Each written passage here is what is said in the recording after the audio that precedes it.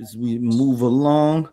So you sent this, Stacy, this Michael Jackson thing where he basically for the Super Bowl will come up on the Super Bowl in a couple, well, actually, yeah, 2 weeks, 2-3 weeks. And the Super Bowl performer this year is Bad Bunny. Smart move by Super Bowl to do that as well. I do for the Super Bowl do think it would be beneficial if he did have E40 perform with him since it's going to be in the Bay Area.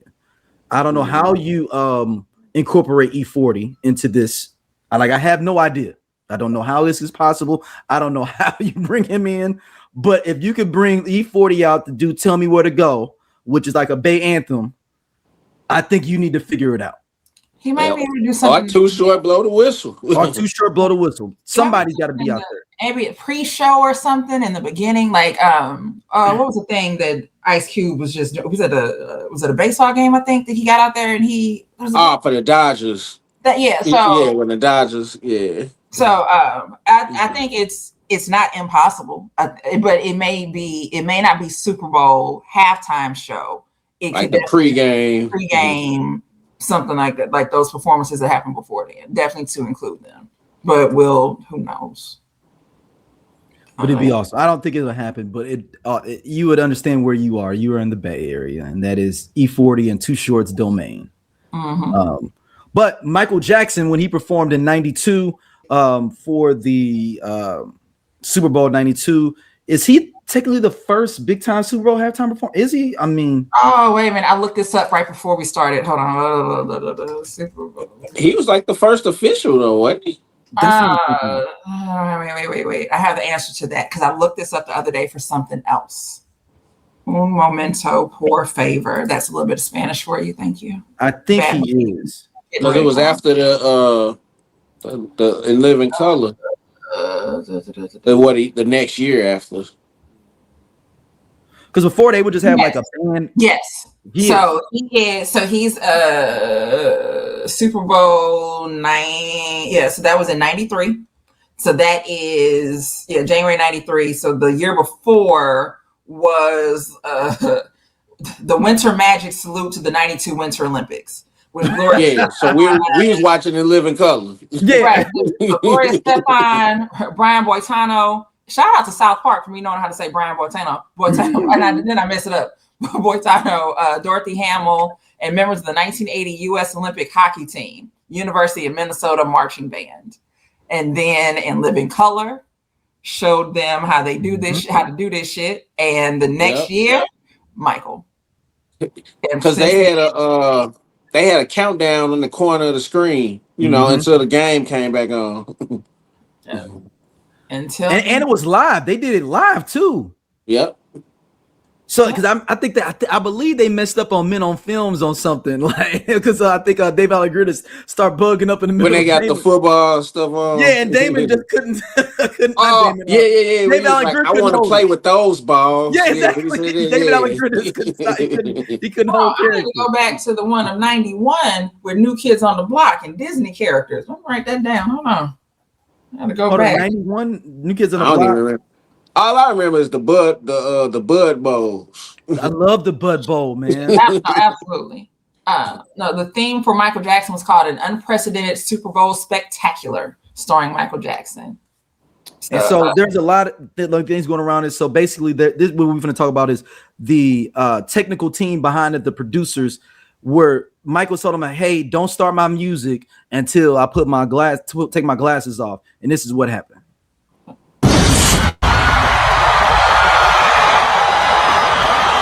2 days ahead of time, Michael called me at my house at 3:00 in the morning and said, I want to determine when the show starts. I have a concept for the beginning. And the cue was, I'm going to reach up and take my glasses off. And that's when you prepare to roll the trap. When he gets on the stage, he's like a general. He takes control. He takes command. Michael, he always said, make them wait for it, You got to marinate in it. You got to sit with it. So you build anticipation. And that's what he did. When you're directing this, every second is like an eternity. And I start to just shout, Michael, damn it, take your glasses off. Take 5. Come on, Michael, do it. Stand by, VT Baker. Here we go. He can't hear me. I'm just losing it. Come on, Michael, do it, baby. I'm kind of just shouting into my headset. All the camera guys can hear me. Come on, Michael. But that was the deal that I had made with him, and I was not going to jump the queue. Roll, VT Baker. Ready, shot 12 on 2. Coming to 2. Ready, shot 12 on 2. 2, a little bit tighter. Woof. Ready, 2.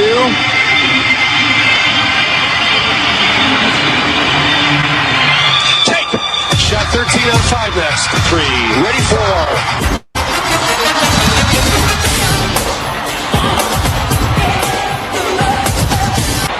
You couldn't hear in the stadium because all you heard were fans screaming and yelling and going crazy. He created this spectacular show. The halftime performance actually beat out the rating of the game, which had never happened before. All right. A few fun facts. So as we stated, this was a reaction to In Living Color, and Wikipedia even says that.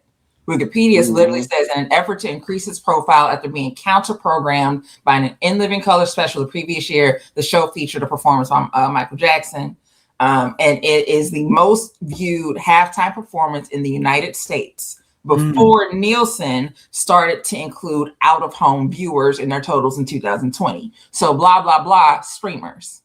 So the streaming of it. So now Kendrick's performance is the highest viewed of all time. But without streaming, if you don't include streaming, it's the MJ performance. So pre-streaming, is Mike. Post-streaming, yeah, it is Kendrick. That's all. I mean, and I think we should do music like that too. Like, don't even compare these artists in the streaming era to artists that was selling physical units.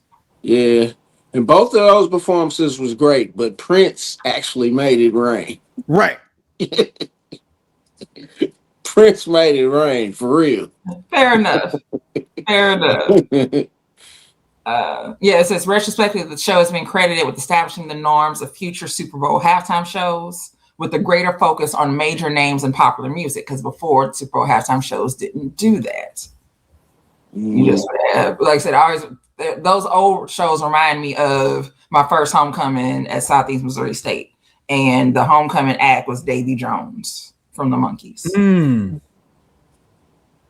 And my partner Dana was up in Lincoln. They didn't have Davy Jones. I don't know who they had that year, but I'm sure that they had melanin in their skin. This what year is this? 2000? 2000. Yin Yang Twins. Yeah, they probably had shit. It's not impossible. They had Trick Daddy and Trina. They had Trina. But popular enough as well. Yeah, so 2000 we had Davy Jones, and it's like, wait, what? Did people show up for it? Did you not even? So while it is a D1, like SEMO wasn't D1, but while it's a nice school and all, and PWI, like there were a lot of people. I mean, there's a lot of alumni that go. Like that, essentially, that's what the big homecoming game was for. Okay. So the it's always going to be packed. And then parents had come down and all of that. And I was laughing because I remember Samantha's mom came down and she was like, Davy Jones. It was a whole. But it was. But that's what Super Bowl halftime shows used to. I didn't like his set list though. It was it was 93.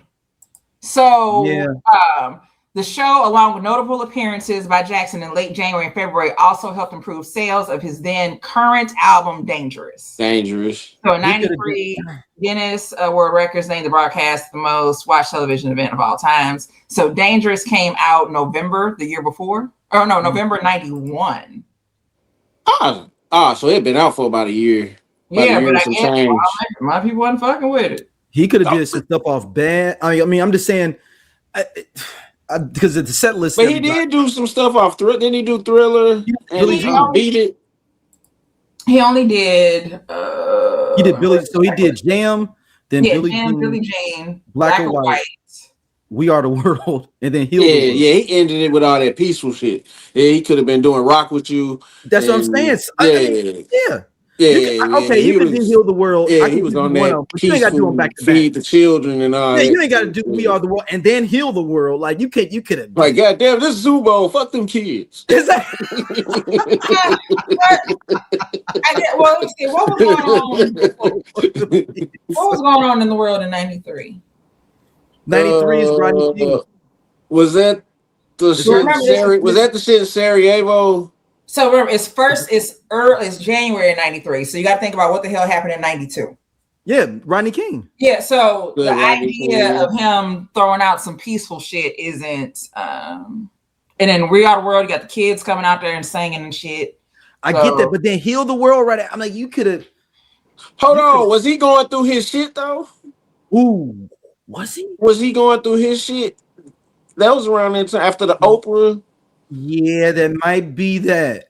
Yeah, he might. Yeah, he was trying to get back on the good That's side. I'm like, that's interesting that those are the songs that he chose. Because even with on Dangerous, my favorite song, Will You Be There, which is actually tattooed in Morse code. You can't even see it. Like I got to do like this. It's tattooed in Morse code on my arm. But that song, when the video for that, when he's talking at the end, he's talking about like when I going through my trials and tribulations and all that stuff. The case and all that shit was going on at that time. Like so that's kind of where that It's 93 at the end. 93. But it's later 93. It's July 8th 93 is when the lawsuit got hit.